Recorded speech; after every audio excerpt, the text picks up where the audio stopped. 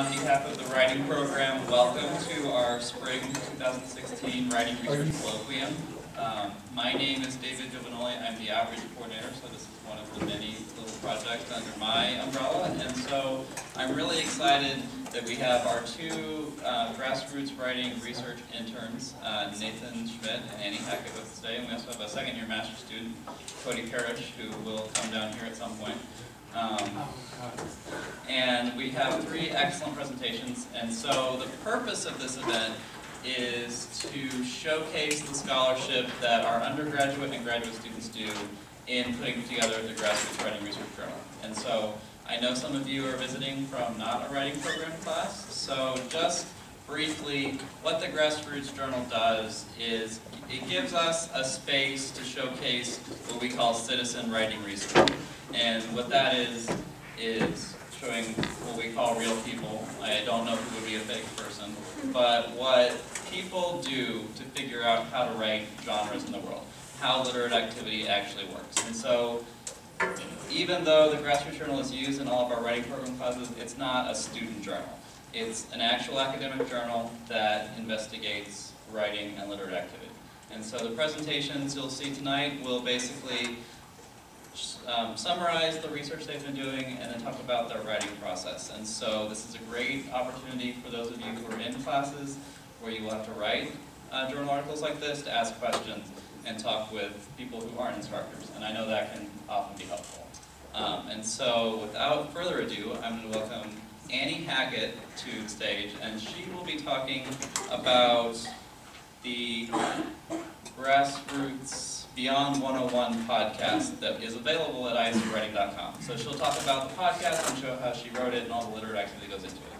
And she is a senior publishing major from Glenview, Illinois. So welcome, Annie.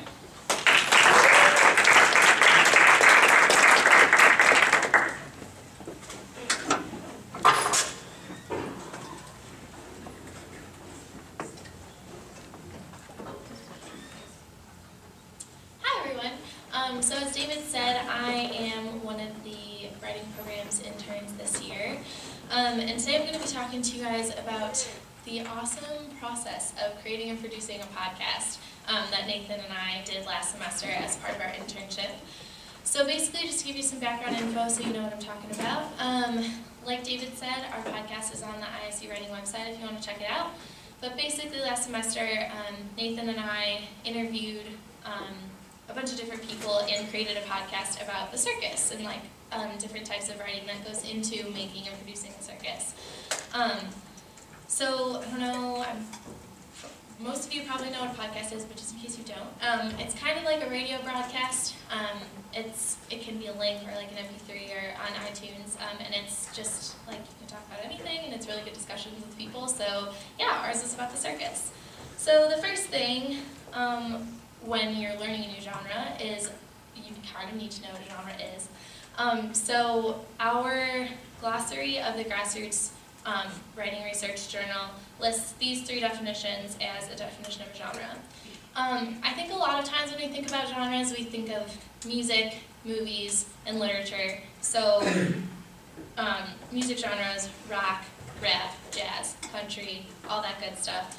Movies would be action, horror, comedy, romance movies, and then for literature, fiction, nonfiction, poetry, but from there we also have subgenres. So you have mystery, sci-fi, comedy, romance, drama, stuff like that. So an important thing about knowing where to start when you're learning a new genre is the genre conventions. So these three pictures up here, we all know what they are just by looking at them. We can tell that that's a poem because all of the lines are centered. They're broken up into stanzas. We can see that just from a glance. We can see that the top picture is a comic strip because of the thought bubbles and the squares that separate the text. And the bottom one is graffiti. And we will learn all about that later tonight, actually. So what do you do if you don't know genre conventions? Well, the first thing you do when you don't know something is to do research. A lot of times people are under the impression that research means going to a library for hours and sifting through a bunch of books that you can find one sentence of information that is credible. It doesn't always have to be like that. Luckily for Nathan and I, it wasn't like that. We started with listening to previous Beyond 101 podcasts that the writing program had made, which basically the point of that was, or the point of those were to talk with students who had been in English 101 and talk to them about things they learned in that class that they were using currently in their daily writing, whether it was for school or out of school, out of a school environment. And so we weren't really getting what we wanted out of that, and I'm going to be bringing in a lot of chat terms for those might be familiar to some of you, or they may become familiar to you later this semester. But so this one, reception, was a big one for this, because reception is basically, how do people use this? What do we want them to use it for? And so the reason why Nathan and I were creating this intern podcast was because our previous 101 podcasts weren't being received the way that we wanted them to be. And then the next step in our research was to familiarize ourselves with podcasts. For me, I had only ever listened to one, and I stopped halfway through because I didn't like it. So I wasn't off to a good start. But so my first thing was just listening to them, being familiar with how they were organized, the way that they can be organized, what you can talk about, things like that. So these two examples up here, the three guys with beards, is just one that I came across and started listening to, and I happened upon it around Halloween, and so the things they were discussing were about how to write horror novels. But I happened across this on accident, so I was thinking, if I came across this thing that talks about writing and wasn't even really intended to, there's got to be stuff out there that intentionally talks about writing, so that's the second one up there. They were just 10-minute short little episodes, which was generating ideas for me on how Nathan and I could talk about these different types of writing and the way that we could organize our own podcast. So what do we do to create something? We brainstorm. And that involves a lot of collaboration. Nathan and I met with our supervisors in the writing program to start generating ideas for topics for our podcast. And so the you get an idea up there is from Oprah. But basically that's how it happened. Like, we were all just sitting there talking, and all of a sudden all these light bulbs started going off. Everybody had ideas, and at one point somebody said something about, like, I've been thinking about how it could be interesting to look into circus writing. And from there, everybody just kind of like started talking at the same time. We all had ideas. Nathan knew somebody in the library who was in charge of special collections, and there's a circus part of that in the library on the 6th floor. It's really cool. You should go check it out. And I had known people that have been in Gamma Phi, in the Gamma Phi circus here, that we could talk to. And so choosing a topic and actually brainstorming brings in the activity element of chat. So the actions that are actually involved in producing texts. Without the brainstorming, we wouldn't have come up with the topic, and that's kind of important for creating the podcast. And so that just goes to show, like, chat helps us see how every little thing, no matter how small it is in your writing system, goes into producing your final text. So that was really important. And then I went back to research, this time to familiarize myself with our actual topic rather than with creating a podcast. So I first went to the Milner website, the Unique Collections tab, which is the special collections. So they had a bunch of their materials about the circus on their website. So I read up on those to generate some questions about what we could interview Maureen and Mark, who were the librarians and special collections over there, about. And then I went to the Gamma Phi website, did the same thing just to learn general stuff about the circus and all about Gamma Phi, what we do here at ISU. And it was really helpful because not only did they have information about producing the actual circus and like the performance element, but they did have stuff about how much teamwork and how much writing goes into advertising and marketing and promotion and things like that. So then, a big part of our production was using Google Docs. And I stand by that it's like one of the greatest inventions ever, because Nathan and I were never in the office at the same time. And we were both working on this together. We had to produce it together. So it was really helpful to be able to just be working on things at the same time, being able to go back a few days later when the other person was in the office and edit stuff, revise, add, delete, all that good stuff. And that is also where the representation element comes in. Things we do and say, the media and the technology we use to produce a text. Google Docs was our main one, I would say, other than the sound editing program that we use to actually put the podcast together. And then we had to script a proposal to present to the rest of our writing program team, basically explaining why we were doing this new type of Beyond 101 podcast to change that reception piece of it. And then this is also where Ecology came in a lot because everything we did was online. We didn't have hard copies of anything really. We printed out like 4 copies of the script when we went to Milner to talk with Maureen and Mark, but that was pretty much it. Which is great because everything was online, so we weren't using a lot of paper or anything like that. But it also kind of stunk because Nathan and I didn't save any of our original stuff. As we just continued editing, we were working off the same document, so we don't have any of our like original ideas or original questions of stuff that we deleted. So that's also an important thing to think about when you're producing a text. And then emailing, which might sound weird, doesn't seem like a big part of the process, but again, every little thing you do goes into that final product and that writing system. So we did a lot of emailing actually. We had to collaborate not only with each other to figure out what times we were available to actually meet and record the podcast, but also to collaborate with the people we were interviewing, obviously, that had to be there.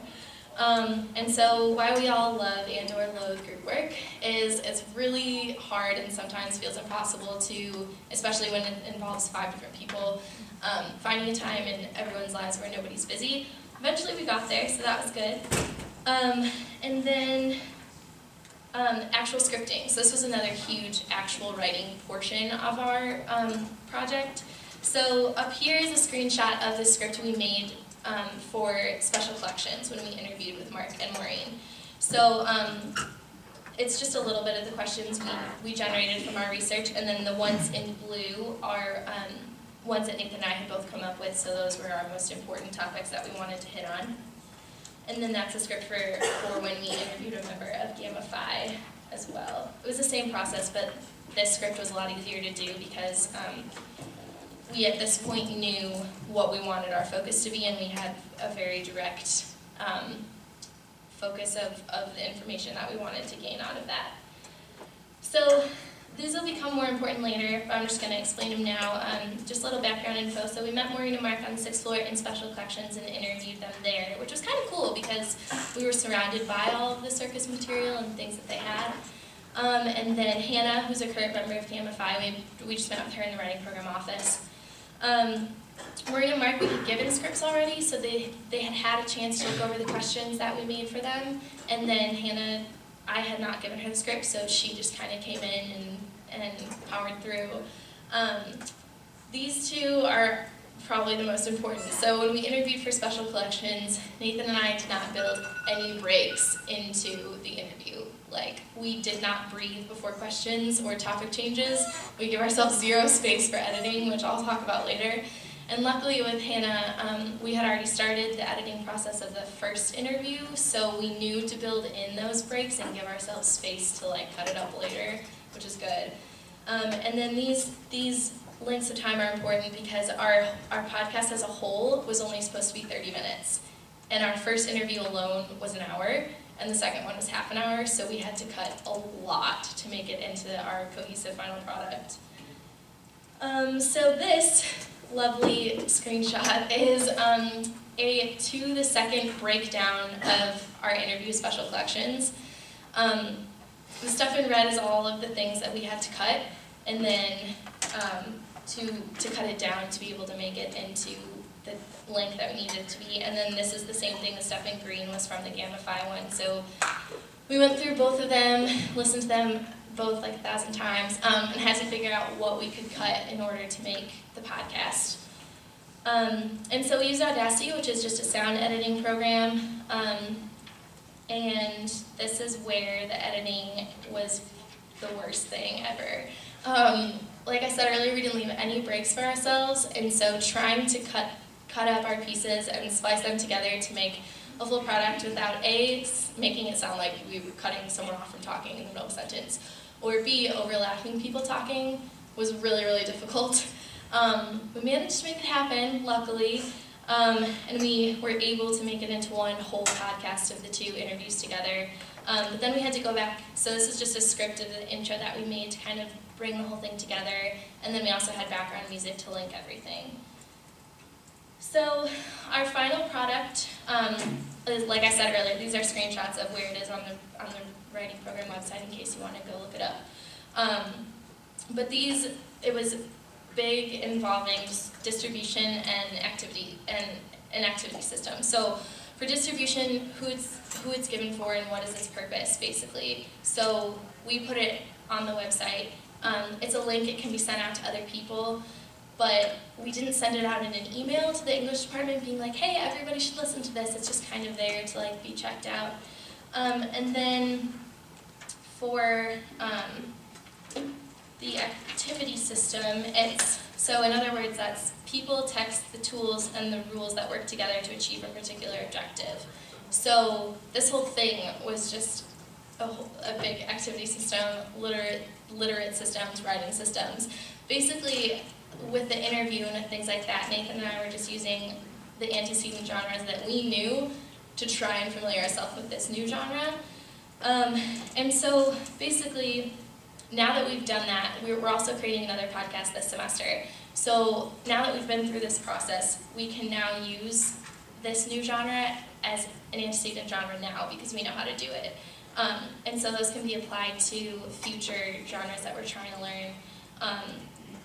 And it'll definitely help us out this semester. I think we'll be a lot more efficient. But basically, a lot of writing went into it that we don't normally think of writing. Like, even if you just think of the chalk on the quad, like, that's writing. And a lot of times, we just think of writing as, like, authors who write books or people that write scripts for movies. But it's a lot more than that. And even though the actual podcast itself, if you listen to it, obviously, you don't see writing, just all of the writing I talked about all went into it. So, yeah, that was our creating and producing a podcast process. And hopefully it'll help us out this semester. So yeah, thanks for listening.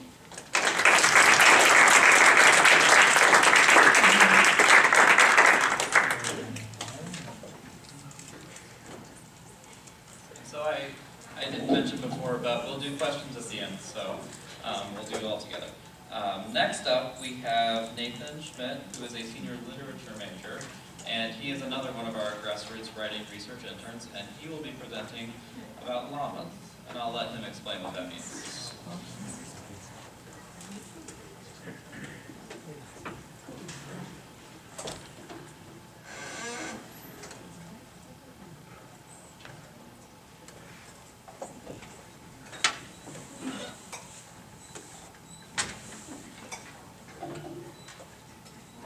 Good evening.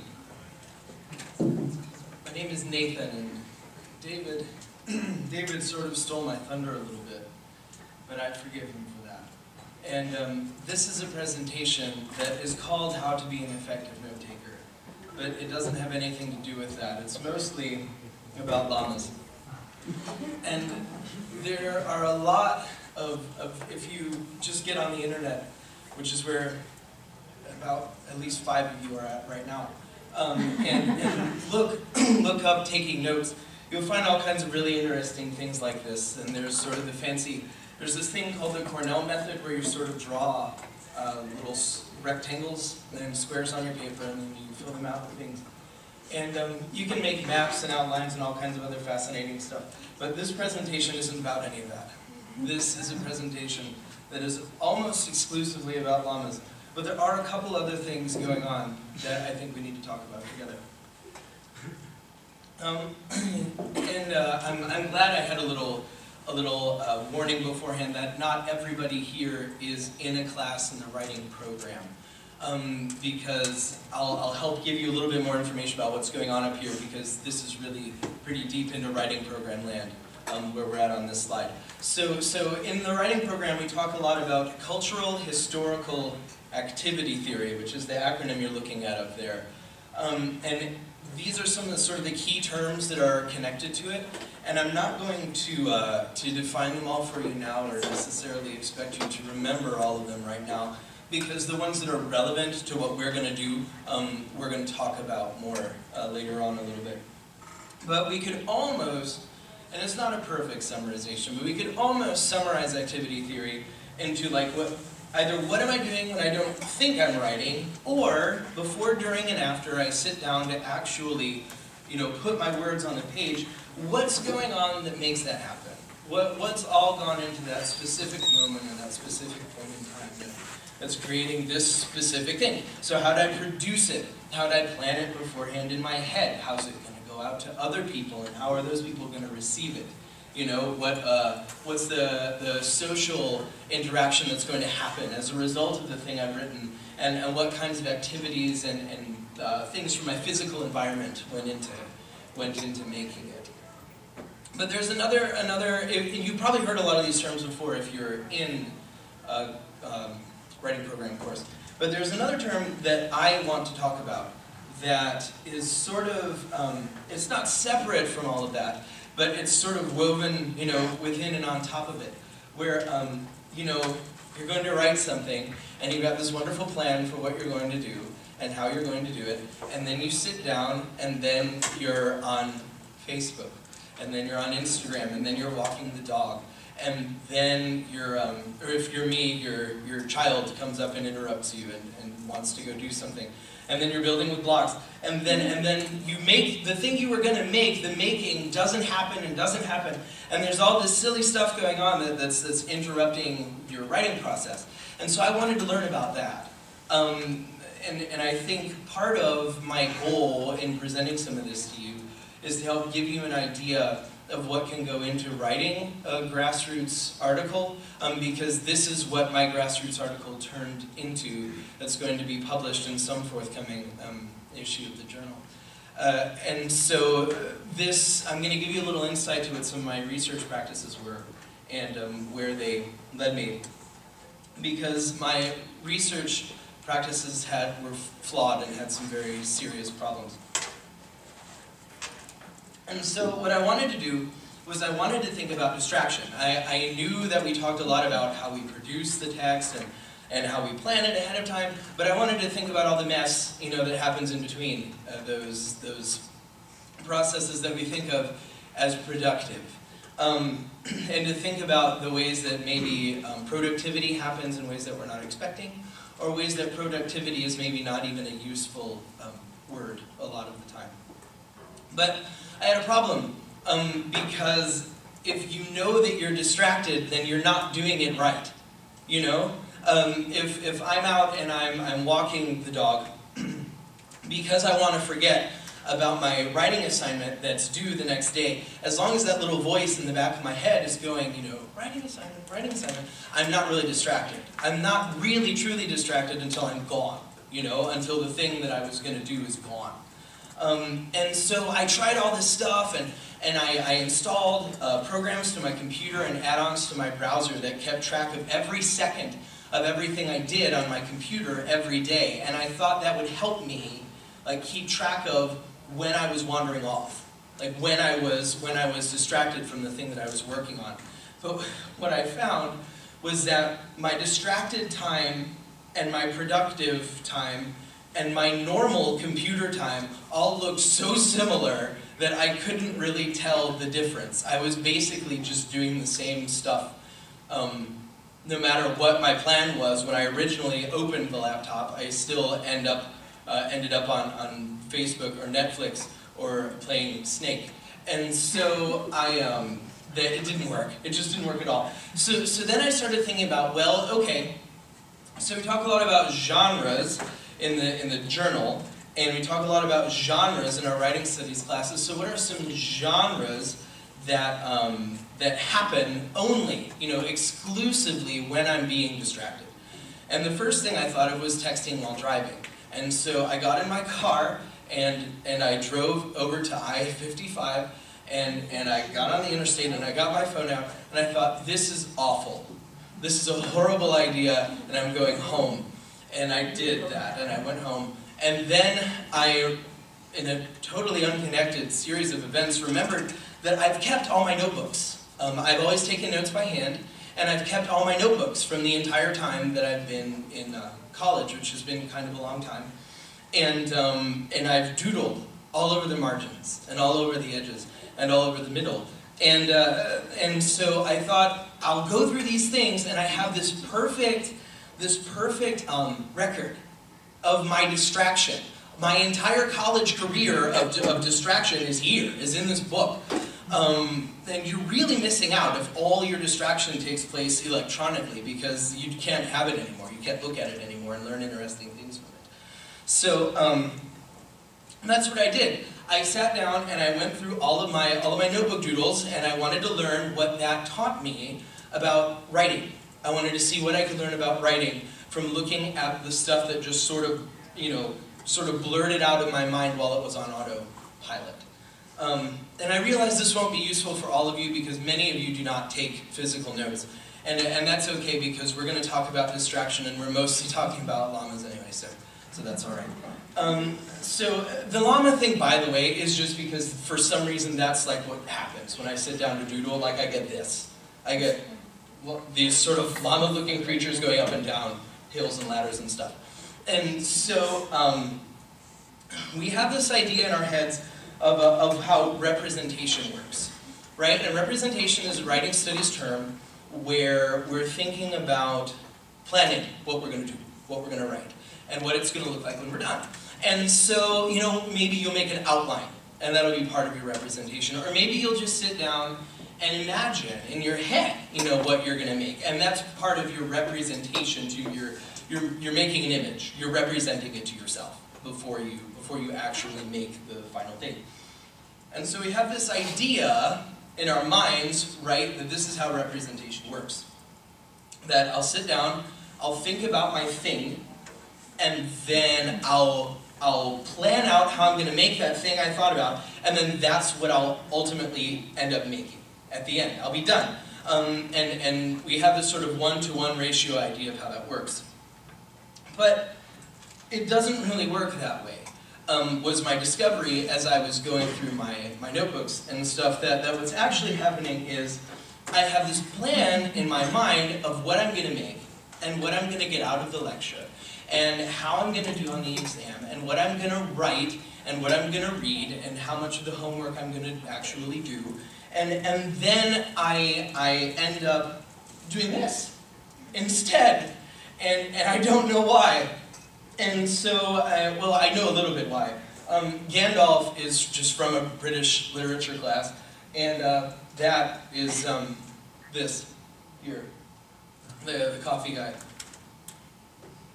So I have a little idea of why that happens.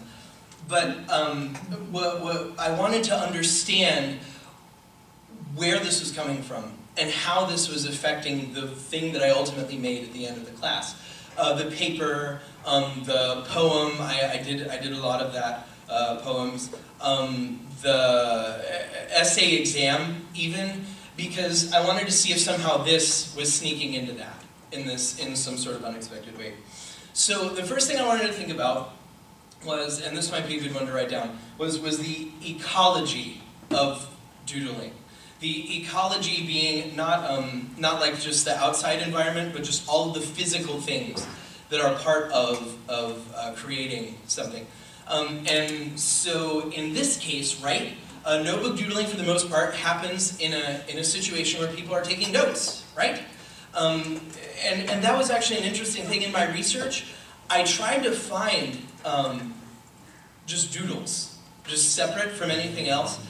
And it didn't really work. I was on Reddit, which is terrifying anyway. But then, and there is a subreddit for doodling, but it's like people have watercolored over it and stuff. And I'm like, brother, you're not doodling there. Like, you're painting now. That's a separate thing. That's not what I want to talk about. And so doodling doesn't work when you're in another space, usually, right? Doodling happens in a room. And there's people sitting in the room most of the time, and there's someone standing at the front of the room, similarly to what we're doing now. And this is going to seem a little simplistic, but I promise that this is going somewhere. Like, I know that you know what's going on right now. But what happens is the standing person tells the sitting people things that they want the sitting people to be able to remember. They want it to sink into their heads and stay with them for some reason or another, because the standing person is the person in the room that has the authority to talk to the sitting people and give them the important info, right? That's basically what's going on ecologically and socially in the realm where notes happen, but consequently also where doodling in the notebook happens.